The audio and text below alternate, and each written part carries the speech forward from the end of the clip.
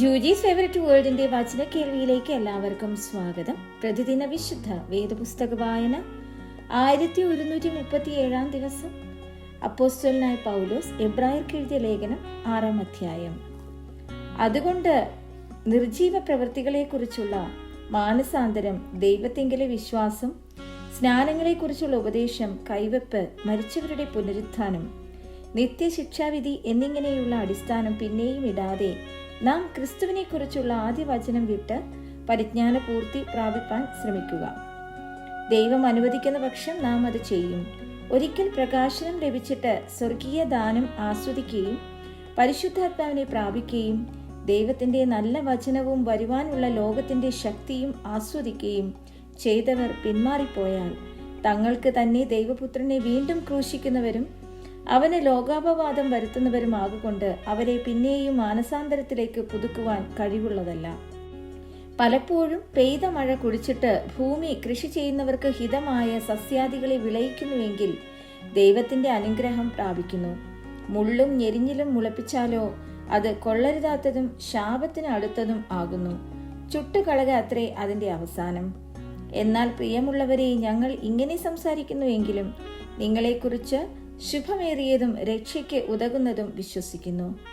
ദൈവം നിങ്ങളുടെ പ്രവൃത്തിയും വിശുദ്ധന്മാരെ ശുശ്രൂഷിച്ചതിനാലും ശുശ്രൂഷിക്കുന്നതിനാലും തന്റെ നാമത്തോട് കാണിച്ച സ്നേഹവും മറന്നു കളവാൻ തക്കവണ്ണം അനീതിയുള്ളവനല്ല. എന്നാൽ നിങ്ങൾ ഓരോരുത്തൻ പ്രത്യാശയുടെ പൂർണ്ണ നിശ്ചയം പ്രാപിപ്പാൻ അവസാനത്തോളം ഒരുപോലെ ഉത്സാഹം കാണിക്കണമെന്ന് ഞങ്ങൾ ആഗ്രഹിക്കുന്നു. അങ്ങനെ നിങ്ങൾ മന്ദതയുള്ളവരാകാതെ വിശ്വാസത്താലും ദീർഘക്ഷമയാലും വാഗ്ദത്തങ്ങളെ അവകാശമാക്കുന്നവരുടെ അനുകാരികളായി തീരും. ദൈവം അബ്രഹാമിനോട് വാഗ്ദത്തം ചെയ്യുമ്പോൾ തന്നേക്കാൾ വലിയവനെ കൊണ്ട് സത്യം ചെയ്യുവാൻ ഇല്ലാഞ്ഞിട്ട് തന്നെ കൊണ്ട് തന്നെ സത്യം ചെയ്തു. ഞാൻ നിന്നെ അനുഗ്രഹിക്കുകയും നിന്നെ വർദ്ധിപ്പിക്കുകയും ചെയ്യുമെന്ന് അരുളി ചെയ്തു. അങ്ങനെ അവൻ ദീർഘക്ഷമയോടിരുന്നു വാഗ്ദത്ത വിഷയം പ്രാപിച്ചു. തങ്ങളെക്കാൾ വലിയവനെ കൊണ്ടല്ലോ മനുഷ്യർ സത്യം ചെയ്യുന്നത്. ആണ അവർക്ക് ഉറപ്പിനായി സകല വാദത്തിന്റെയും തീർച്ചയാകുന്നു. അതുകൊണ്ട് ദൈവം വാഗ്ദത്തത്തിന്റെ അവകാശികൾക്ക് തന്റെ ആലോചന മാറാത്തത് എന്ന് അധികം സ്പഷ്ടമായി കാണിപ്പാൻ ഇച്ഛിച്ച് ഒരു ആണയാലും ഉറപ്പുകൊടുത്തു. അങ്ങനെ നമ്മുടെ മുൻപിൽ വെച്ചിട്ടുള്ള പ്രത്യാശ പിടിച്ചുകൊള്ളുവാൻ ശരണത്തിനായി ഓടിവന്ന നാം മാറിപ്പോകാത്തതും ദൈവത്തിന് ഭോഷ്കു പറയുവാൻ കഴിയാത്തതുമായ 2 കാര്യങ്ങളാൽ ശക്തിയുള്ള പ്രബോധനം പ്രാപിപ്പാൻ ഇടവരുന്നു.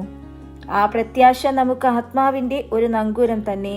അത് നിശ്ചയവും സ്ഥിരവും തിരശ്ശീലക്കകത്തേക്ക് കടക്കുന്നതുമാകുന്നു. അവിടേക്ക് യേശു മൽക്കിസെദേക്കിന്റെ ക്രമപ്രകാരം എന്നേക്കും മഹാപുരോഹിതനായി മുൻപ് കൂട്ടി നമുക്ക് വേണ്ടി പ്രവേശിച്ചിരിക്കുന്നു.